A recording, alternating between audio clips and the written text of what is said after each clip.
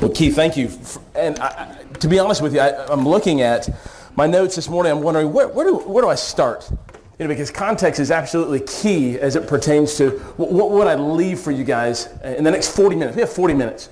And I would love for this to at least be partway, not transactional, but transformational. At least be in line with that. Because I think too many times in life, we're just looking for things that are transactional. I don't think that has sustainability in it. So when it comes to helping those in need, it's absolutely critical that we do that there is a place for me to come get a hot meal if I'm not able to afford that myself or whatnot. But I think in life, especially for leaders, we're not looking just for transactional. And so in the next 40 minutes that I have, in the next 35 or 40 minutes, I'll leave some time for Q&A. I pray, I hope that this is beginning to be at least partly transformational, because that's the significant difference between me just handing you a few points of leadership that you could read on the internet that you might be able to get somewhere else, but hopefully through the testimony of what God's done in my life and in my story, as well as some great nuggets. Hopefully you'll walk away with some transactional things. You've gotten some snowblowers, yeah? We don't have these. Yeah, like weed whackers, right? And things like that. We don't have that. But Jeff, thank you for your courageousness and your boldness to come up and share what you shared. And I'll use that as an intro. In 2007, and I'll tell you just a few stories, but I do want to give you some nuggets. And I think Keith, my wife, says, you don't give enough detail and you let people wonder, is he carrying a gun right now? What exactly does he do? Served is he old enough to serve 3 presidents? It is true. I spent 10 years overseas, and some of that was as a contractor for the government in Moscow and in Kiev, and about 15 different countries altogether. And I did get to work some details with some neat people, some high-profile guys. We call them the president, Clinton and Bush Sr., Bush Jr. And so, but that's neither here nor there, really. Because if you walk out of here and you've got a few nuggets and you think, okay, I'm inspired, as I mentioned before earlier, you need the information, you need the inspiration, then you need the invitation, and you need to use influence. And if you're a leader, you've got to be able to do that. And Keith does that well, and his whole leadership board, which again, thank you for the opportunity to be here. But they give you the information, and then they want to inspire you by giving you certain things and getting you, pumped up about it. And then the invitation, and then how you're going to use influence. And so my hope is, again, that today you're able to walk away with a few things. But in 2007, I got a call from a friend of mine that was overseas, that I was overseas with. And it was December 30th. It was a blizzarding day. I lived in Colorado, so I'm somewhat used to this. I was then. My blood is thinned out now. But Moscow ruined me. It's 2007, December 30th, and I get this phone call from a friend, and he says, "Nate, are you still a man of prayer?" I said, "Yeah, sure. Yeah, I'm still a man of prayer." I said, "What's going on?" He said, "Well, Julie's leaving me." I said, "Really? Like, leaving you, like a divorce?" And you're not totally shocked. Right? Divorce happens all over the place. We get that, right? We know that happens in and out of the church. The stats are the same. And but it hit kind of close to home. And this guy was an elder at our church. He in Moscow, his wife was the daughter of missionaries. And anyhow, it was a bit devastating. And that afternoon, I said, "Yeah, sure, great, man. I'll be praying for you. And man, how can I help?" And but I hadn't heard his voice in a number of years. And so I was like, "Okay, yeah, man, that's hard stuff." And that afternoon, right after church, I got a phone call from my neighbor and his son, who's about my age. And he said, "Nate, can I borrow your truck and trailer and your strong back? Because Poshan is leaving Jonathan today. They're getting a divorce right now. She's kicking him out of the house." I said, "Sure.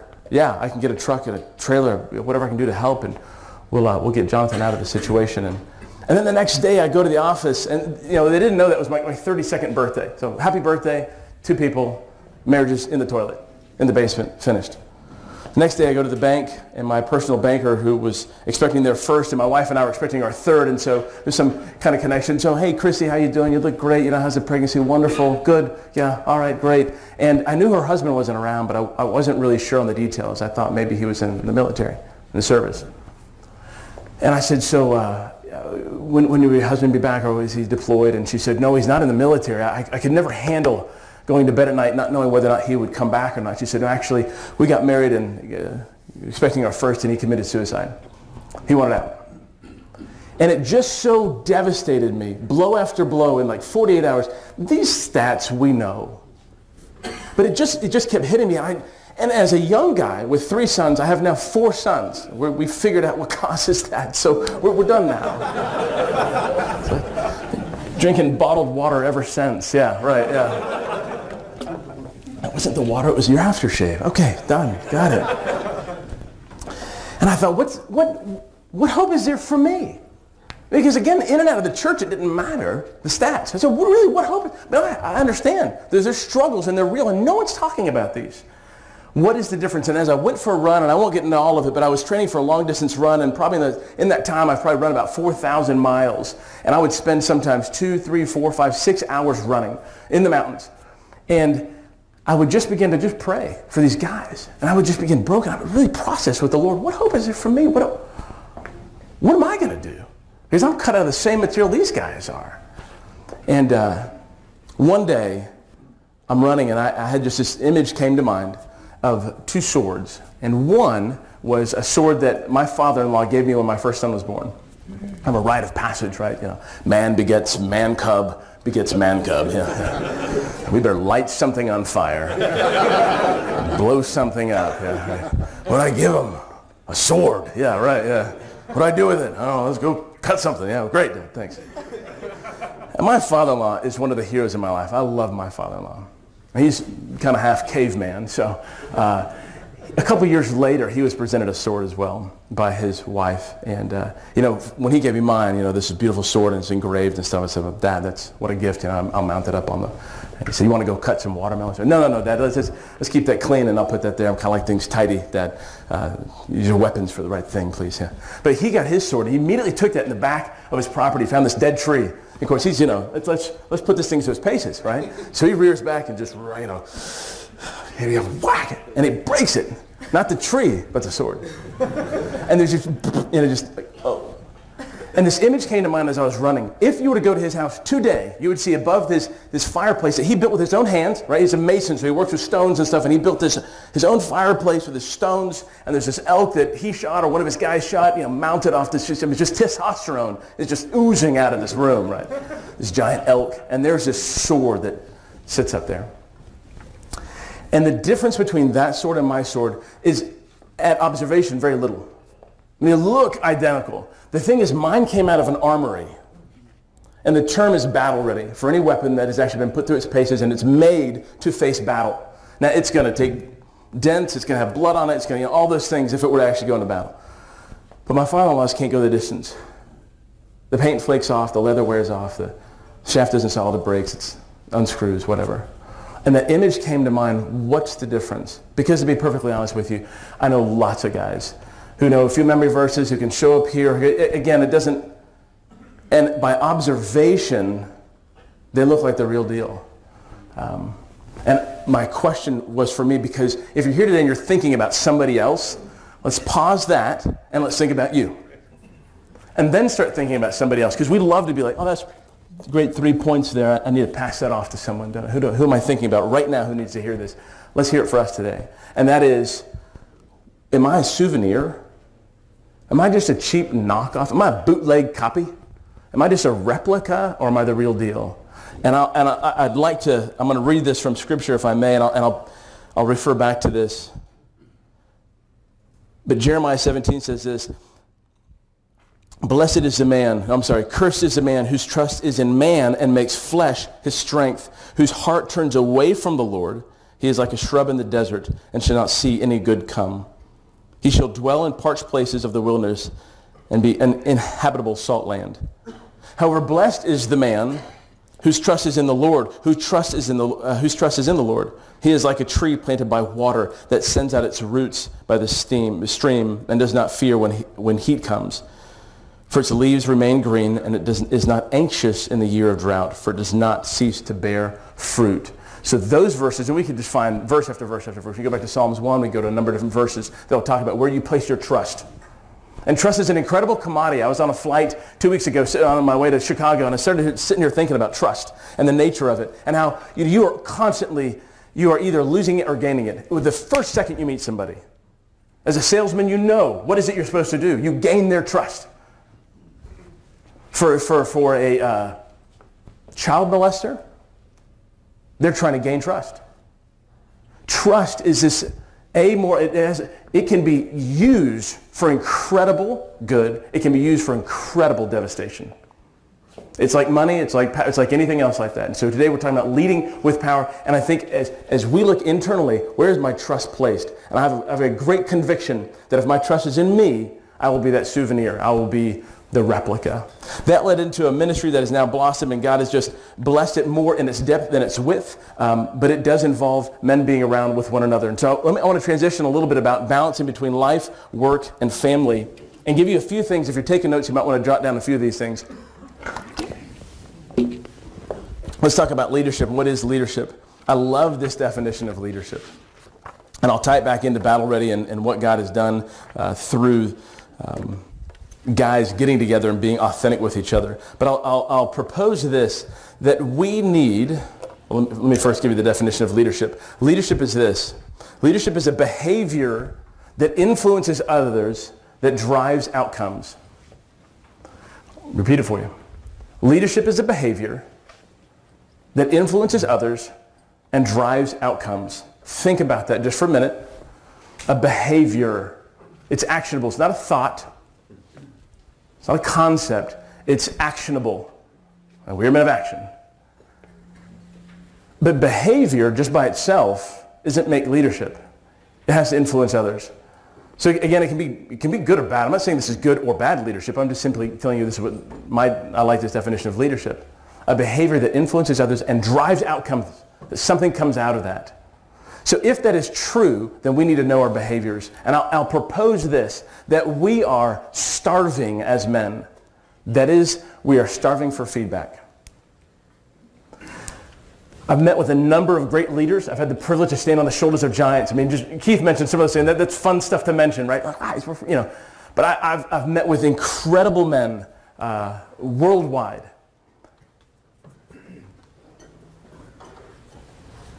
We don't get solid feedback. We really don't on a regular basis. We will actually starve our souls at the expense of feeding our egos. I do. But if you can find somebody who tells you truth and gives you feedback, I heard a friend of mine said, feedback is a breakfast of champions. So I like that. I got some last Monday. I didn't care for it at all. About wanted to spit it back out. Made me sick for like an hour. That's a hard word to hear. Feedback. We will starve our souls at the expense of feeding our egos, but it's critical that we get it. Absolutely critical that we get good feedback. How do we accomplish that? I think you have to ask two questions. So when it comes to work, when it comes to your professionalism, when it comes to what you're leading right now in life, and we'll get to family here in just a little bit and outside of work, but in work, I think there's two questions you can ask other people to get solid feedback.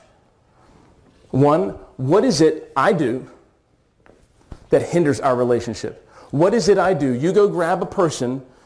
Tom, you're going to want to do this as you're reconciling with whoever you're going to bring to that lovely dinner, okay? Paul, pick a fight with him. You might get an invite. Good. What is it I do that hinders our relationship? Now, your response has to be, thank you. Just thank you. You have to receive it. You have to know the feedback. The second question is, what is it I do that hinders me from influencing people? What is it I do that hinders me from influencing people? If you get truth tellers in your life and you'll ask them those questions and you'll listen. Now, there'll be those who be like, oh no, you're great. You're doing a good job. Thank you. That's your response. There'll be those who say, well, I'm so glad you asked. How much time do you have? Yeah. Page 3, page 4. If you're getting feedback, if you're engaging, it requires intentionality, and you better have thick skin.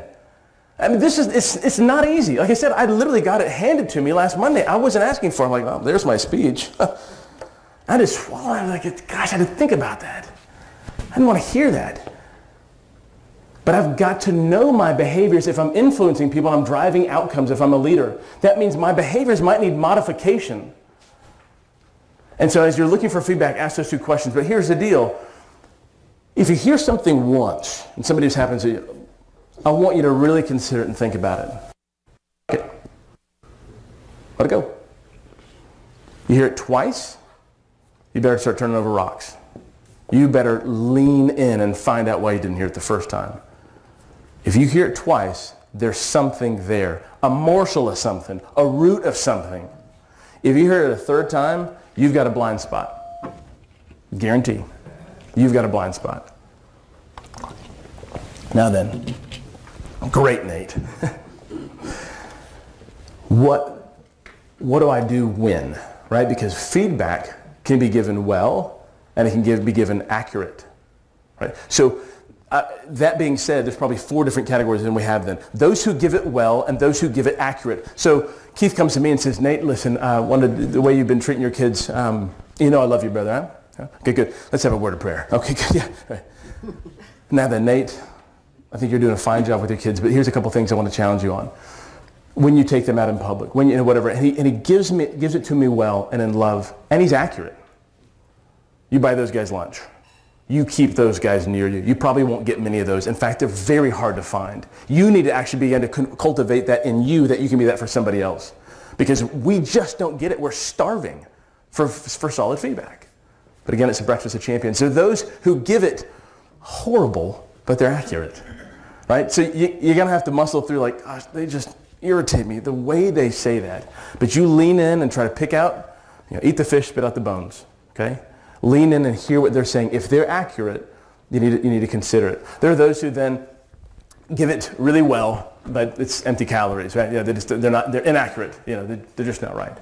And those who give it horrible and are accurate, well, in Texas, I guess in the South, we just say, bless your heart. Yeah. Bless your heart. There's always courtesy down there, always courtesy. Ask those questions if you can find some truth tellers in your life. Good luck, by the way. It will be difficult to find truth tellers in your life, but it's so critical. If you're a leader, you've got to be doing this. Because you have a behavior that influences others and that drives outcomes. Once you know the information, you have to own the information. It's not just enough to get theoretical and write this stuff down. It wasn't just enough for me to go and say, that information that I got last Monday, it was hard. I had to wrestle with it. It's the first time I've heard it. Let me go ask my wife. Let me go ask my mentor, my discipler. Is there something there? I got to wrestle with this. Okay. Now I got to own it. Because our first response is defense. Hands down. No, you misunderstood me. That's not the case. So let me justify. See, what you don't understand is I got a lot of things going on here. You just don't understand my deal. We want to justify. We're going to rationalize. We're going to defend. We're going to do all those things. I guarantee, for me, I do it. I couldn't believe I'm writing this about leadership and stuff, and I kid you not, I did not plan to get kicked in the jaw on Monday, but I did, and it was great. It was just wonderful. But I wrestled with it, and I thought, I need that. I desperately need that. But then you have to own it. Vulnerability, I believe, and which is what this will require you. This will not be free, but anything in life, it's going to cost you something if it's of any value. If you just want to skate through the deal and you don't want to be a leader, or you want to be a poor leader and your behavior is not going to change, you'll continue to influence somebody and the outcomes will be below, then no problem. Then fine. But this is going to cost you, and it will cost you vulnerability. And we talked about last night, visiting a little bit over dinner, how men don't really care to be vulnerable. We don't really care for that very much at all.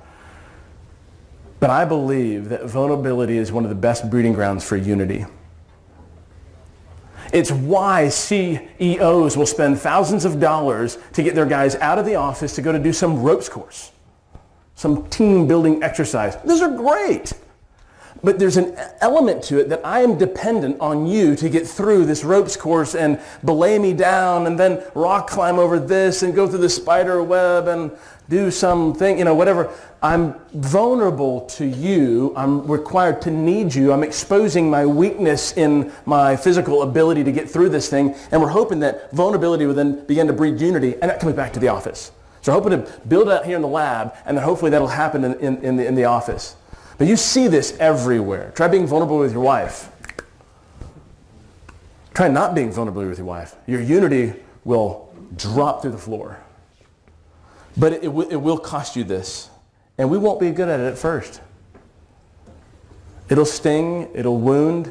I don't know if I should throw this in there. We talked about this last night. That your bride is a wound to you. Now the preacher's going to come out, right? Did you know that? Your bride is a wound to you? You think about Adam. There in Genesis, you guys know the account of Adam and Eve, the Garden of Eden. And God creates, this is a freebie, I'll throw this one in here for you. God creates Adam. And he creates, it says in the account there that he created the animals out of the dust. And there Adam is, no Eve. Eve's not in the picture yet. You can go back and read it. The animals are marched through, and there's Mr. and Mrs. Zebra, Mr. and Mrs. Giraffe, Mr. and Mrs. Hippo. And not a suitable helper was found for Adam, it says. But we go back a few verses, it says that the triune God said, let us, which is just the Trinity will blow your mind, talking about unity found in the Trinity, let us make them in our image. It's my conviction that so much of even some of the Christian well-meaning things are too man-centered. We need to get back to Christ-centered. We need to get back to God-centered. I need to be redefine what marriage is so that I can have success in it. We're measuring it all wrong. And if I go back and I say, if God was creating us in his image, it wasn't that Adam, why did Adam need Eve? It wasn't because he had an image issue. I got needs, That's why God's looking out for me. I think that he had an imaging issue. Adam didn't actually represent God well by himself. Otherwise, he had only himself to serve, only himself to please and to minister to. I think actually that Eve was brought in to Adam and that us together image God well, because before Adam even existed, the triune God was serving, ministering, loving one another. There was actually that community in unity in the Trinity before Adam existed.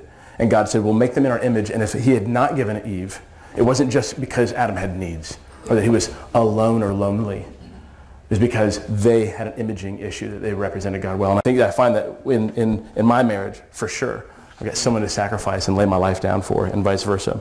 But when God did that, tying it back, she's a wound to you. When God did that, he didn't make Eve out of the dust. He cut Adam. He wounded Adam in order to bring a bride from his side. But he's a gracious and good and loving God. And if you'll believe one thing about God today, that he's good and that he's trustworthy, the rest is cake. We can walk through the rest of it. That you actually believe that he's good. I didn't say he's easy. I didn't say he's going to give you everything you want, but that he's good in all that he does. That he was a good God and he put him into a great sleep, anesthetic, put him out and brought a bride out. If you think of the first Adam, you think of the last Adam. That's exactly what Christ did on the cross. He was cut for his bride to come out of his side. And that's us. It's the church. Need that vulnerability to breed unity, to get good feedback. In your workplaces, I've touched a little bit on marriage. If you choose not to deal with your constraints, others will. Today, if you go home and you think through, okay, yeah, leadership is a behavior that influences others, that drives outcomes. I need to know my behaviors. I need to own my behaviors. I need to get solid feedback. If I choose not to deal with my constraints, others will. They probably have been. I know that's the case in my life. The people that you serve as a leader, let me give you this and then I'll open it up for some Q&A. The people that you serve need three things.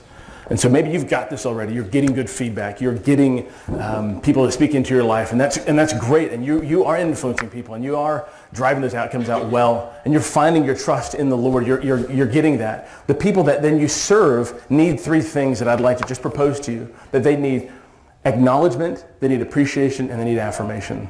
They need those things. If you're leading somebody, you've got to not just focus on you as a leader to improve. You succeed when they succeed. It's so critical. And they're just simple to remember, 3 A's. They need acknowledgement, they need appreciation, and they need affirmation. One of the jobs I landed when I got back to the States, as I mentioned before, I was overseas for 10 years, 15 different countries. Yeah, I lived in Moscow. My wife and I met there. Lived in Kiev. I supported that embassy. I was a shepherd in Israel. I had a flock of 1,000 sheep and goats in the foothills of Nazareth. I was a missionary in Central America, in the middle of the jungle. And that was my 20s. I spent all my 20s overseas. I came home at 30, at 29 actually. I landed a director of auxiliary services for a school district, which meant I ran everything outside of education. So at 29, I had a staff of about 40. And it covered everything that, again, wasn't education. So it was food service, transportation, crossing guards, construction, maintenance, everything, fields, operation, plant, everything. And I was a kid. I feel like I've lived at least one life, if not two already. And so I'll be 38 next month, so I still feel like a kid. But at 29, I was definitely a kid with a significant staff and contracts to run. And we happened to be in the middle of $15 million worth of renovations and additions. And the guy that I took over from had been there for about 20 years and really just kind of retired into that position. And he kind of grown up in that position. And really great guy, but was kind of out of his league. I was certainly out of my league. I was grateful that at least he had set it up to make it quite easy for me to succeed, because he hadn't done a really good job in his last years. And I won't make excuses for him or whatever. I know he had hip problems and so on. He was in a lot of pain, and he just kind of let things fall apart. But I noticed that if I'm going to influence people, that the staff needed acknowledgement. It was so easy. And we just lose sight of it. We just don't, we're not intentional enough. We know that. I mean, right now, you're nodding your head going, yeah, the guys that work for me or that are on my team, or you're right, I do. I just need to I just need to acknowledge them. I need to, yeah, sure. But do we do that? Are we intentional? It was so easy. It cost me nothing out of the budget to simply write a few letters that were authentic, that were real. It's a crossing guards. I mean, they work like 4 hours a day, 2 hours a day. Thank you so much for your service. I really appreciate the way that you look after the kids. It's critical. What you do is critical for the safety of the kids. And so I really appreciate you, and I've just put like a gift certificate for $15 at Starbucks in this envelope. Enjoy a cup on me. Thank you so much for your service. My door's always open. Please feel free to give me a shout if there's anything you need. I can't guarantee you that I'll give it to you, but I'll hear, and I'll certainly. Now you're going to open yourself up to some things if you do that. You're going to be willing to take that. It was the best money I spent. The best money I spent. Just to acknowledge them, say thanks, you're doing a great job, and then to appreciate them. Really, you're doing a great work, and then affirm them, to stay with them, train them. I mean, you know how many vendors come in and they're like, hey, I want to get you this product and so on. So we're like, yeah, you're always fighting off vendors and stuff. I said, you want to do something for my people, not for me. Oh, you stop buying me lunch. I'll let you buy them lunch. We're just going to shut down the place, and I'm going to bring in all the staff, and we're going to do, a luncheon. And we're going to do some giveaways. We're going to do some stuff like that. And they had never had training on so much stuff. And then, of course, everybody wants, I need more equipment. I need this. I can't give you everything you want. But I'm going to hear what you need. And we're really going to assess that. I'm going to help you out. It paid off huge dividends. I'm looking at the clock here, and I know that I'm out of town. I do want to leave it for a little Q&A. And so let me stop there, but let me just repeat just briefly. Tell them what you're going to tell them what you told them, right? Leadership, if it's a behavior that influences people and drives outcomes. The people that you serve need three things. They need acknowledgement. You've got to acknowledge them. Please appreciate them and then affirm them. If you don't choose to deal with the feedback that your souls desperately need, that you're starving yourself for, that I'm starving for, if we choose not to deal with it, others will.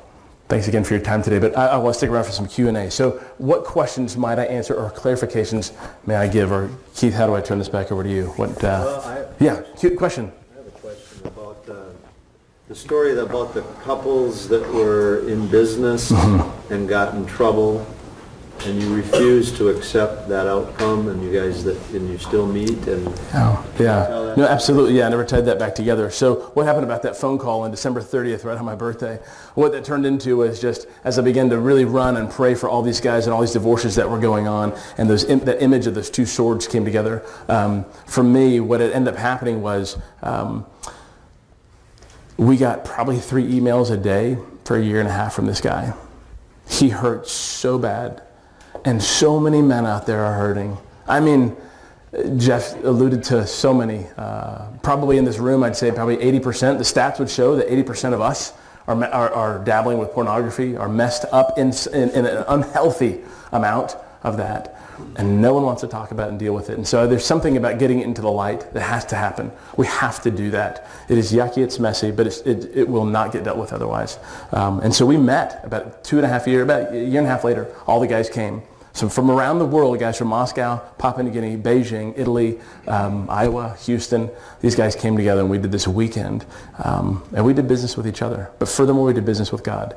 And that, if anything, if you hear anything from me today, understand you can't do this on your own strength. What was it G.K. Chesterton said when he was asked about the times, what's wrong with this world? So what's wrong with the world? And everyone is supposed to write in their essays on what's wrong with the world. This is back in, gosh, when was G.K. Chesterton? And he simply wrote, he said, dear letters to the editor, in regards to your question, what's wrong with this world? I am. G.K. Chesterton, send it in. You're the problem. Have a great day. I'm out of here. But it's not so much what's the problem or what's the solution. It's who's the problem and who's the solution. Now, if I was only a motivational speaker, I'd say, you're the problem and you're the solution. But you're not. That is, you'll be used as part of the solution. You'll be an instrument. And I love the fact that Leading with Power has a lion on there. I propose that a lamb might be more appropriate. You're just a sheep. But you've got a shepherd, a good shepherd. And that's where the power comes from. Now, if I get another chance to come and talk, I'd love to talk about what robs our power. There's so much stuff here. What other questions can I answer? So those guys, we met, to this day, we just did our third reunion of that international group where the guys came from around the world. I've got one next week, actually, as well. And it's just one. We try to be intentional and very strategic and letting guys go the distance. It's an old African proverb says, if you want to go fast, go alone. If you want to go far, go together. And it's true. We desperately need each other, and us men we're bad at it. What other questions can I answer in the last 5 minutes that I have here? Yes? Tell me about being a shepherd. How did you end up in that position? Yeah, right. So I've got family that are Messianic Jews in Nazareth. They've been there for about 36 years. I've been in Belize as a missionary, came back home, and in 3 weeks, over a phone call and a situation, and I packed my bags and I left. They needed some help there on the Moshav, on a farm, basically, with 1,000 sheep and goats. And they're family, and so I said, I'll come over and help. And I learned a lot being a shepherd. Let me tell you, you can smell the 23rd Psalm, okay? And when I just don't get this. I think Tim Keller says, that God calls us sheep is a love and endearing spiritual insult. Yeah. They are so dumb. Oh, if I had time, I'd love to tell you more about the realities of sheep, how stupid they are, how dumb they are, and they're driven by fear. When you talk about the concept of being scared to death, that you can actually scare to death a sheep. They'll have a cardiac arrest and die. I saw it happen almost once. The thing was going. Like, oh my gosh. So ungraceful and so in need of protection. Very vulnerable animals. But yeah, I was there for a little while. What other questions can I answer? Yeah, guys don't communicate. You've got to, if you identify guys that these are the guys, the guys put in your life and in your influence, you're the guys that you're leading, I think first and foremost you got to pray for them. I think so often we forget that, and I don't mean just having wishful thinking about them. It's not prayer's a mystery to me, and I study this stuff, right? It's a mystery. But I think first we're on our knees before God on a committed level, and then I think you engage them. You be the first one. You model it for them. Ask good questions. I'll give you 3 questions, one question with 3 parts to it, that I think if you were to go, all right, Nate, I heard everything else you said, that's fine, but tell me about my life. Like, I don't even care about work, because what Jeff talked about, my heart's still right there. I heard nothing you said, because my heart is still stuck right with what Jeff said. If that's the case, let me ask you one question with 3 parts. What is it you want so bad you're willing to sin to get it? What is it you want so bad you're willing to sin if you don't get it? What is it you want so bad you're willing to sin to keep it? If you can ask probing questions like that and let it say, this is honest. You have to have a safe environment for that, for guys to be that, and then hang with them. It might be uncomfortable. Men relate shoulder to shoulder. Women relate face to face, generally speaking. Like, so let's go shoot something. Yeah. Okay. How's your heart? Yeah. How are your feelings? Yeah. Like, I don't want to talk about my feelings. Yeah, let's go shoot something. Okay. But if you ask that question, and we say sin, well, like, Nate, oh gosh, that's a churchy term, and sin's way out there. I just, I like the definition that Frank Sinatra gives for sin. I did it my way. That might very well be the theme song in hell. I stood tall, I took the blows, and I did it my way. Yeah, you did. That's sin. I did it my way. What is it I want so bad? And I even challenge you. I look at myself and say, I want my wife's respect. I want my wife's love. I want her attention. Those are fine things to want. It's just that you got your desire at such an unhealthy level. This is now sin. You've idolized it. And God says, I will not make for idols. I won't stand for it. And if you're a believer, if you're a professor in Christ, I can idolize my wife. We've got a phenomenal marriage. But I can put her in a place she was never intended to be. She was never intended to satisfy all my needs. She will fail me. And I'll fail her. So I think if you ask them, what is it you want so bad you're willing to sin to get it? I mean, I want a Corvette, Corvettes. I'm going to rob a bank. Okay, let's get past that. Let's get one level deeper. I want my wife's love. I want success. I want money. You're willing to do it your way to get it, then it's not that your desire is bad. It's at an unhealthy level. I hope that helps. What other question? I probably have time for one or two more. Yes, sir. You talked about affirmation and appreciation. I'm just curious. You work with the presidents, and like Colin Powell, right? I've worked it. What was his style, or what did you learn from? Yeah. And when they say you work with the president, let me be real clear on that. The details I would work, so I was posted overseas at embassies. So my interactions with them, I've got pictures with them. I've got like my son being held by Colin Powell and his wife Alma. But my interactions with them personally, I've met with other guys of significance and power and so on and so forth. But Colin, if you want stuff from him, read some of his good books. I really appreciate Colin Powell. But my interactions were all professional with him, so never had the chance to bend his ear on those things. And same with George Bush Sr. and Jr. and Laura. So tell me, George, what is it you want so bad you're willing to sin to get it? I'm just curious if you want to maybe open your heart a little bit with me there. No? Okay. All right. Me and these shaven apes are just going to finish up and be out of your way. Yeah. No, good question though. Gosh, I'd love to bend the ears of those guys. I really would. If given the opportunity, I'd take it. Yeah, because life's too short. What other questions? It looks like we have 5 more minutes. Yes, sir. You were talking about asking those questions of people, and when you were talking about that, it just made me incredibly uncomfortable with going up to a wife, and or things, what is it about me that, how do you gain that thick skin? How do you, I just don't want to hear all that. Yeah. So we're not going to do that. Yeah. I thought this was leading with power. Not, right. Just making sure it was leading. Yeah, no, it's not going to be free. It's going to cost you greatly. Again, for those who might not say, listen, I'm a Christian. I just came with a buddy, and I'm in the church thing, so please, that's uncomfortable for me, but I got questions, whatever. For a believer, you've got your power once again. For those who trust in the Lord, Jeremiah says, so do you trust God? Well, of course I trust God. He made the universe and everything, so he's got that. But he can't help me. He can't help me just ask my wife, the person I made covenant with, that if you were to go back to the old days and say, what is a blood covenant? And the 5 steps of it, you're going to get a full sermon out of this deal. Shouldn't ask that one. If you went back to what a blood covenant was, and just briefly, in that ceremony between, if you and I were in covenant together, I would exchange outer cloaks with you. My winter coat. I'd have that, my Green Bay Packer, coat. You'd have your Minnesota Vikings or whatever. And so, you'd have I'd have Cowboys, or I don't know. I can't follow any of the teams. But we would exchange outer cloaks, right? And so there's a piece of identity that's lost. And so if you were coming near, they'd be like, well, here's a question for Nate. Here comes Nate. Let's ask him. What's your name? Jared? Gerald. No, that's Gerald. But he's wearing Nate's jacket. So he speaks on Nate's behalf. That'd be one step in the ceremony. Another step would be the exchanging of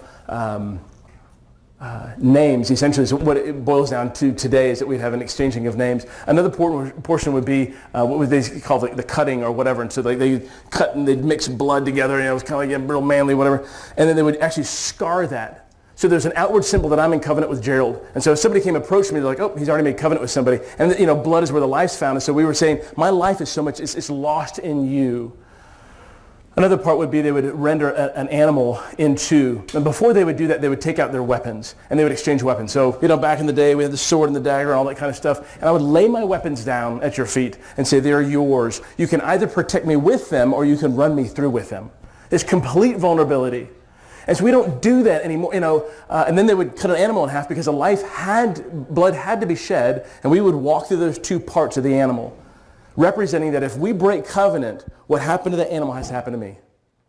That's how serious this covenant is. And we don't realize that marriage is that. And so when you're asking your wife these questions, I'm going to go back and say, I made a covenant with her, that I laid my weapons down, that I said I would be completely vulnerable with her. Now it's challenging because she might pick that up and go, well, I'm so glad you asked, right? And she'll run you through with those. And for the man who's a believer, he can say, I have to trust God in this. If I'm done with her dealing with my issues, because the reality is it's not like I just won't do anything and it's a non-hurting situation. Baloney. Somebody's picking up the tab for your behavior. So I think if you're going to ask that and say, listen, I want to be completely vulnerable with you. I hope that you're sensitive. You got some tough skin. And then you pray, Lord, make me receptive to it. Help me to hear. And give her opportunity, give her time, and just say thank you at the end. Thank you for the feedback. Unless she asks you a question, like, yeah, dialogue. But sometimes you just got to sit on it. And she's probably been begging. Women catch this stuff so much faster than we do. It's amazing. They're so sensitive to it. It's amazing. And it would probably blow them away if you actually asked. Because what you're communicating there is so much more. You're giving off tons of content by asking that question. I'm committed to you. A committed person wouldn't say that. He wouldn't ask that question. I love you. A loving person would be more concerned about themselves. I appreciate and I add value you because what you say, and then you have to do something. You can't just take the information and be like, thanks. You got to take action on it. You communicate so much content when you ask that question. She'll probably be blown away in it. It'll communicate tons to her. Tons. Just repeat those questions for us, will you? What are the two questions again that you said earlier? What is it that I do that hinders our relationship? Real generic. What is it that I do that hinders our relationship? And you can't justify, you can't rationalize, you can't just say thank you. And you're going to want to. I know you're going to want to. The first response, thank you. And you just go and process it. And you get before the Lord with it. The second question is, what is it I do? What is it that I do that hinders my ability to influence others? Nate, you talk too fast. Thanks. I need to slow down.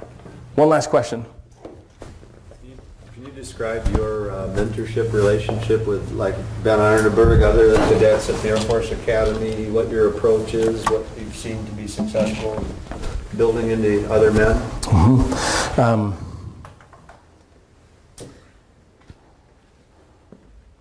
What does it look like? Right. It looks like me on my knees before God with a list, with a broken heart that says, God, you have to start right here. I cannot be a physician with dirty hands. I've got to start with it right here. Lord, this is not just cute words. I truly believe this is the bread of life.